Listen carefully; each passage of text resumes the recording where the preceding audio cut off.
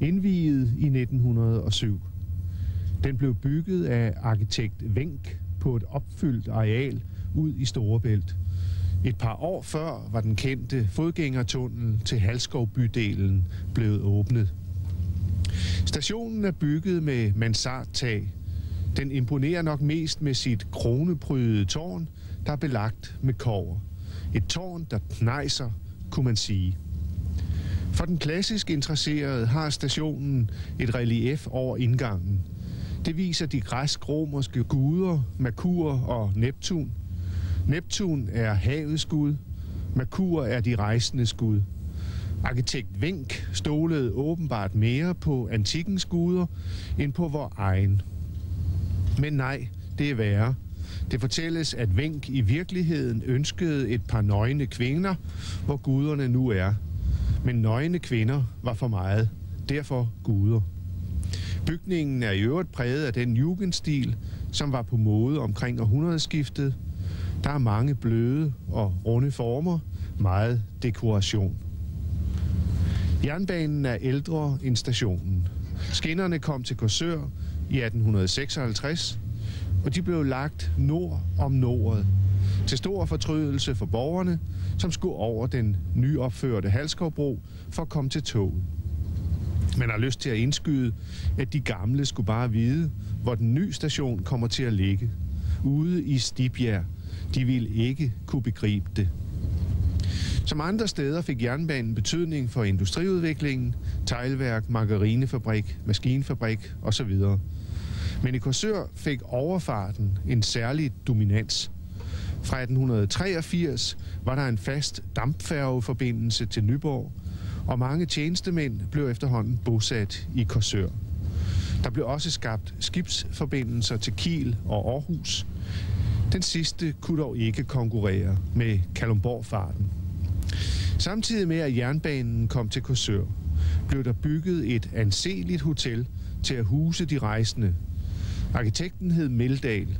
Hotellet hed Storebælt.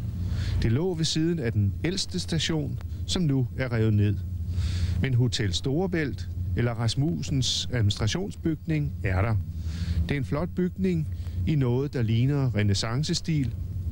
Den pynter på Amerikakajen. Ja, Amerikakajen. Et navn, der smager af de store verdenshave. Nu er det snart forbi. Når det sidste tog er kørt, kan Kongebroen rives ned, tunnelen fyldes op, og tilbage ligger Korsør station og venter på nye opgaver. Ja, sådan så der ud ved Korsør station, og så fik vi også historien bag. Det var Stig Fjord Nielsen, der fortalte, og hvis der skulle være seere, der har gode idéer. Vi står her i den gamle bymidte. Man kan se, hvordan man har renoveret gader, hvordan man lægger om på det. Rådhushaven har gør byen kønnere og byfornyer og bygger op. Der kommer forhåbentlig inden for et par år et stort nyt center, både til beboelse og forretninger her ved siden af Rådhuset. Der sker noget på Halskovsiden, der sker noget ude i omegnsdelen af kommunen. At vi har sat en masse ting i gang, som vi bevidst har tænkt over og sagt, hvad er det, som tiltrækker folk? Hvad er det, der gør, at man gerne vil blive boende et sted? De personer, som færdes i Korsør, er yderst privilegerede. De kan nyde de mange smukke udsigter og foretage dagligdagens gøremål. En god handel foretages i kommunens mange specialforretninger. Lad os kigge ind.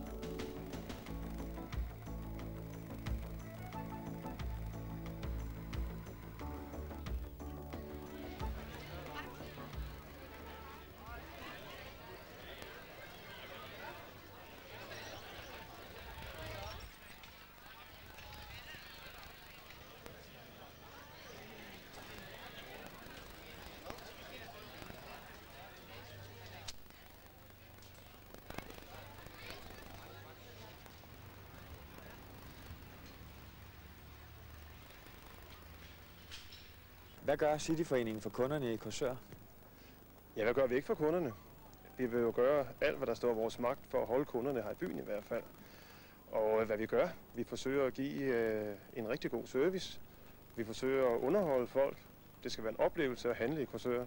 Og det synes jeg, det er en af de ting, som vi bliver bedre og bedre til hernede. Er det svært at drive en forretning i Korsør? Ja, træerne vokser jo ikke lige ind i himlen, og der er jo ikke noget, der er let i dag. Det er vel ikke svært at drive forretning i Korsør, end der er nogen andre steder. Måske skal vi kæmpe, have lidt mere kampånd, end man skal i andre byer, på grund af vores opland. Der er jo vand på hele den ene side, og den anden side er man måske nok lidt orienteret om, hvad der foregår i de større byer, der ligger rundt omkring her. Så svært er det vel ikke. Vi skal bare være dygtigere end de andre, så skal vi nok overleve. Kan man virkelig købe alt her i Korsør? Ja, det kan man. Vi har jo mange specialforretninger. Så du kan blive råd, og du kan blive vejledt, og ja, selvfølgelig kan du købe alt her i byen. Måske ikke, hvis du skulle ud og have dig en Jaguar-bil eller et eller andet, men alt, hvad der er til dagligdagen, det kan du med garanti få her i byen.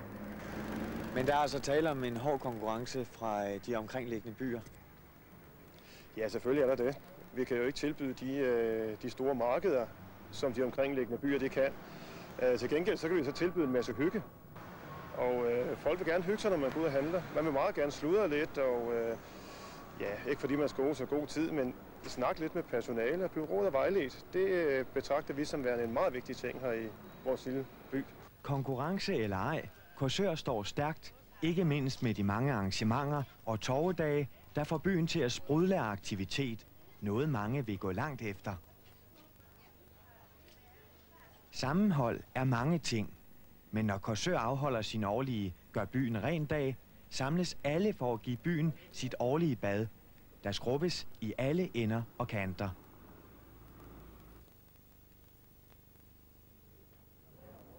Hvert år afholder Korsør den årlige vanddag. På denne dag danner havnen rammen om ekstra liv, både på kajen og i vandet. Samtidig er der mulighed for at opleve gammel sømandsarbejde, som at binde knob og sy sejl. Nogle foretrækker måske at snuse til det rigtige sømandsliv. Korsør, byen ved Storebælt. Fiskerimiljø i bådehavnen og ved Noret. International havnetrafik og færger, der kan vente mindre at lave, når broen er på plads.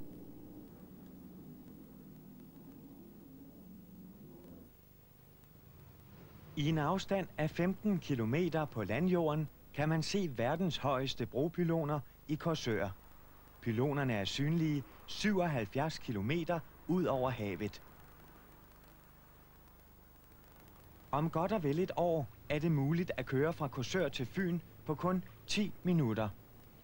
Klodens største hængebro giver muligheder for Korsør. Jeg synes, Korsør står godt erhvervsmæssigt. Der er sket en lang række ting igennem de senere år. Vores byråd har jo lavet en god kommuneplan og vedtaget en kommuneplan her i december 93, hvor der er nogle gode rammer for vores erhvervsliv, så de kan trives og udvikle sig. Der er udlagt nogle erhvervsområder tæt på vores motorvej, hvor der bliver solgt erhvervsgrunde til meget attraktive priser. En af erhvervsparkerne står vi i her, Tornborg Erhvervspark. Der er sket en række etableringer igennem her de senere år. Vi kan se en af dem i baggrunden, nemlig Scanglas. Vi har fået det danske køkken over bagved. Vi har fået en række mindre virksomheder, der har etableret sig. I en af vores andre erhvervsparker, Storebælt Erhvervspark, har vi også fået nogle gode etableringer inden for de senere år. Vi har fået vores regionale told og skat i Korsør. Vi har Storebælts administration og tilsyn derude. Og ude i Vemlev har vi så vores tredje store erhvervsområde. Der er ikke sket så meget endnu, men vi håber i hvert fald, at der sker noget. Men der er rige muligheder for, at der kan udvikles en række ting i Korsør. Der er alle tre områder ligger tæt op til motorvejen. Vi har jo en formidabel infrastruktur her i Korsør. Når broen åbner, ja, så ligger vi endnu mere centralt. Man kommer hurtigt både til Øst- og Vestdanmark. Der er skabt en række arbejdspladser igennem årene til erstatning for nogle af dem, vi mister. Vi er oppe på omkring godt 1700 arbejdspladser, og Korsør mister noget, der ligner 1500 her de kommende år, når færgerne stopper. Jeg vil sige, at vi har et godt fundament. Vi kan også se, at der er en række projekter på bedding her i Korsør. Til efteråret tager Muskelsvindfonden det første spadestik til en meget stor ferieby. En investering på ca. 200 millioner. Den feriebyen bliver lavet i 4 etaper, hvoraf første etape er noget, der ligner 50 millioner. Det bliver formentlig en af de mest avancerede feriebyer for handicappede i verden. Vi arbejder med et utroligt spændende projekt inde i vores bykerne med firmaet Tom Petersen omkring etablering af et butikscenter i bunden, helt ud til vandet, nede ved siden af rådhuset, og med mulighed for boliger op på en første, anden og en tredje sal. Det tror vi helt sikkert vil styrke og skabe en lang række aktiviteter inde i vores bykerne, hvor vi for øvrigt også igennem de senere år har lavet en lang række tiltag for at gøre vores by endnu bedre, både for turister, for os, der bor her, og også for nye borgere, der vil bosætte sig.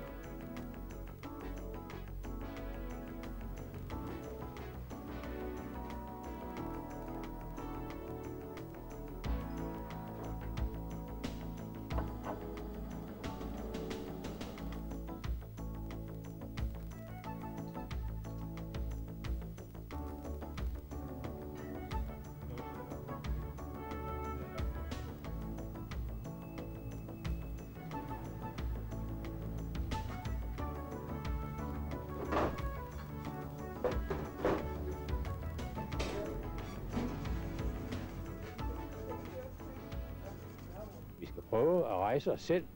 Altså, vi skal gøre selv en indsats her i byen for, at Korsør bliver kendt på verdenskortet som noget positivt. Så du mener også, at der i fremtiden bør være en erhvervsforening i Korsør? Absolut, fordi man kan ikke komme udenom, at hvem skulle ellers samle erhvervsliv i Korsør? Vi har de 2 centerforeninger, de har lige de der butikker, der ligger i de 2 områder. Men erhvervsforeninger er jo meget andet butikker, og man kan så sige navnlig efter, at DA's omstrukturering, hvor der ikke har en lokal afdeling i Korsør mere. Der er jo ingen, der samler erhvervsliv i Korsør anden også.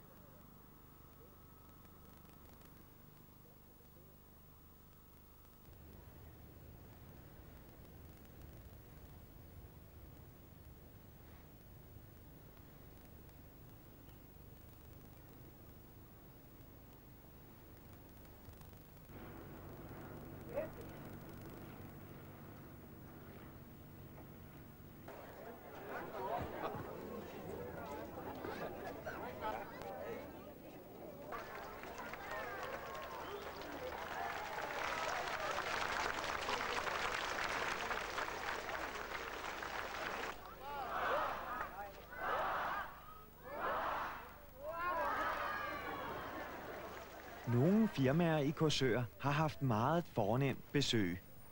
Dronningen har nemlig flere gange besøgt Korsør til stor glæde for byen og ikke mindst turisterne.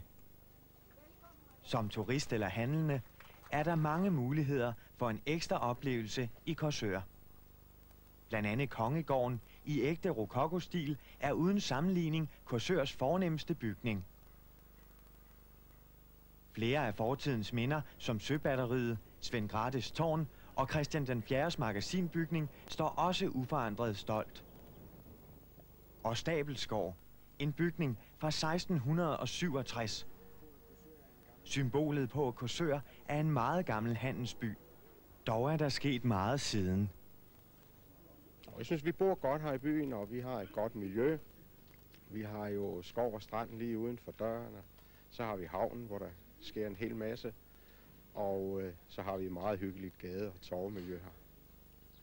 Hvad med erhvervslivet?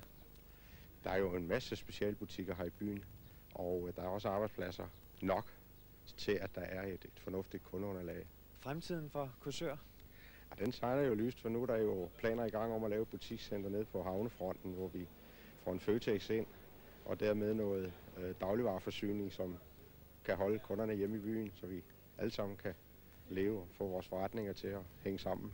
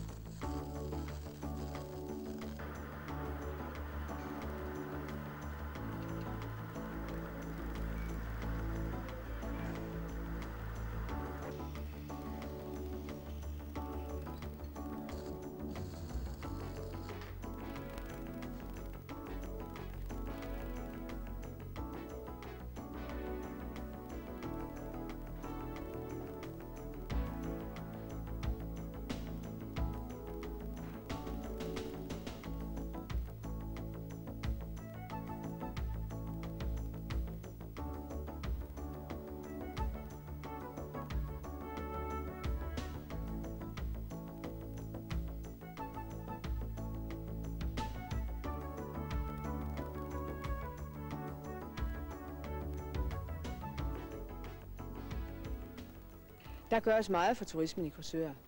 Et helt konkret bevis herfor er, at vi for cirka 10 år siden startede udarbejdelsen af en decideret turistpolitik som en af de allerførste kommuner i Danmark. Et par år efter udmøntede det sig i en konkret plan, som blev indføjet i kommuneplanen. Den turistpolitik efterlever vi omtrent til fulde den dag i dag, og der er sket mange ting. Turistpolitikken er så godt som opfyldt fra dengang. Alt, hvad der laves turistmæssigt, gøres i henhold til turistpolitikken. Det har udmøntet sig i, jeg kan nævne nogle eksempler, der er bygget nogle hoteller, der er åbnet museer, der er åbnet en lang række restauranter, byen er renoveret, og der er taget en række tiltag, både med hensyn til arrangementer og med mere fysiske anlæg.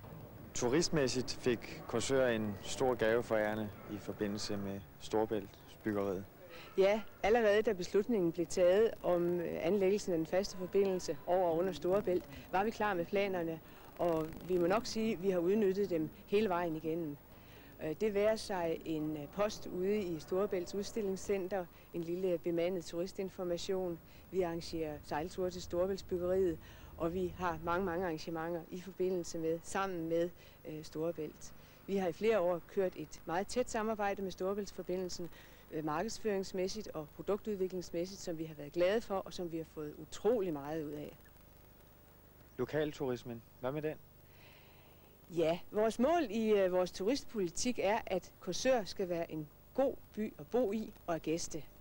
For det vigtigste, ser vi, er, at vi har en by med glade borgere. For har vi glade borgere, der er tilfredse med deres by, jamen så er vi helt sikre på, så har vi også glade og tilfredse turister.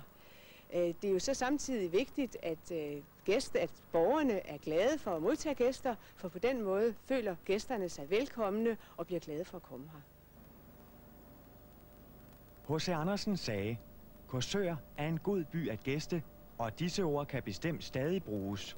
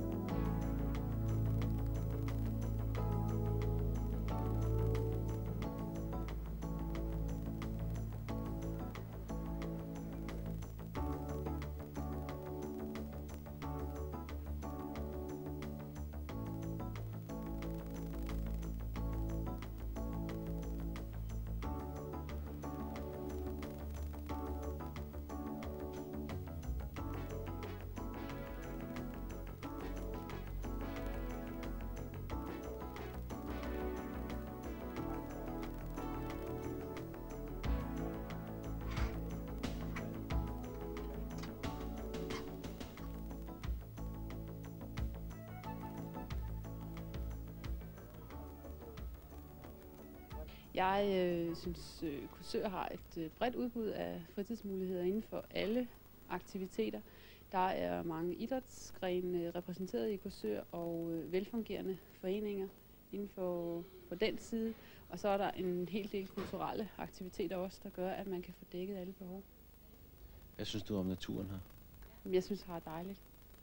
Simpelthen lækkert at gå ved stranden, blive blæst igennem, og skoven og se alt det grønne, specielt her på denne årstid. Det er jo en dejlig by, og jeg er jo ikke lige den rigtige til jer, for jeg har ikke boet her så længe. Jeg har boet her i 8 år, men jeg er kommet her i 40 år, og jeg kan godt lide at være her. Nu bor jeg selv i omegnen af Korsør i Vemmelev. Men det, jeg synes er bedst i Korsør, det er de gamle huse, miljøet, strandene og hele atmosfæren.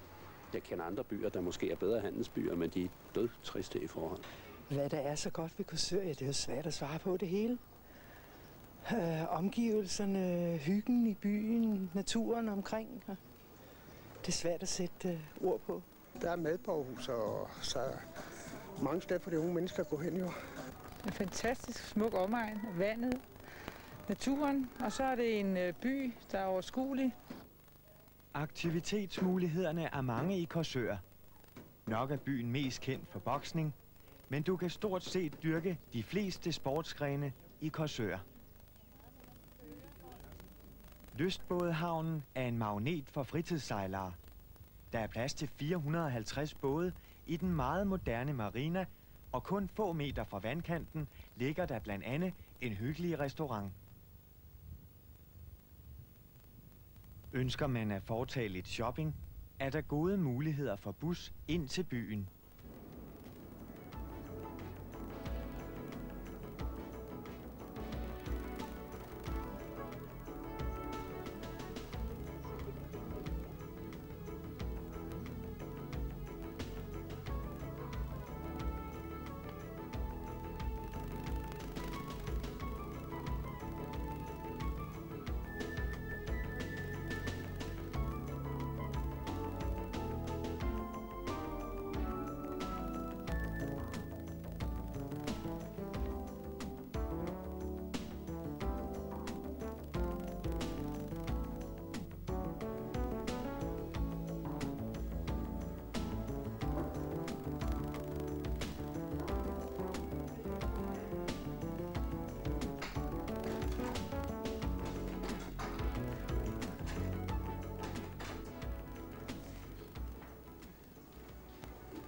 Hvad er Halskov Center?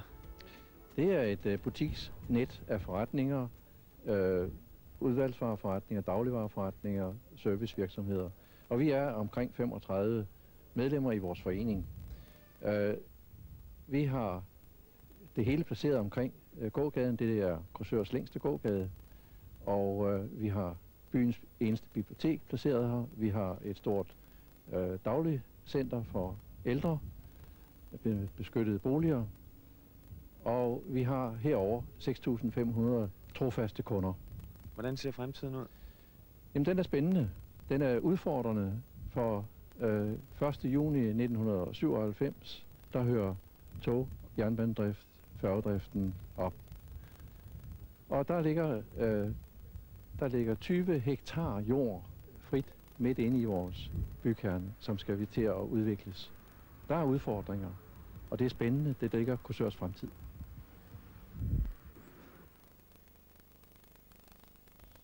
Som korsørborger er man godt stillet.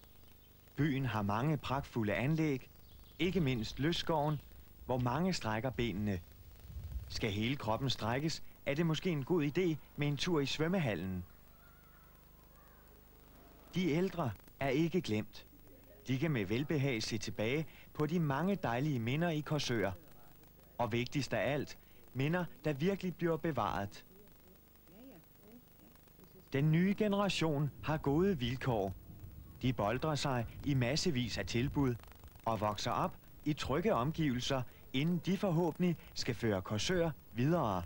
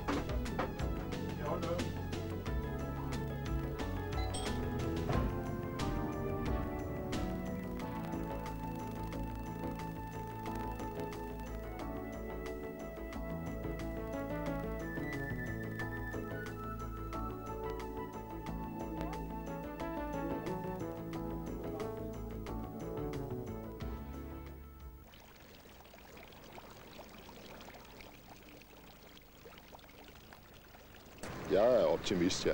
Jeg tror, vi har en god fremtid for os. Jeg mener, det er op til os selv at forvalte de muligheder, vi nu har fået, og det skal vi være glade for, og det skal vi udnytte.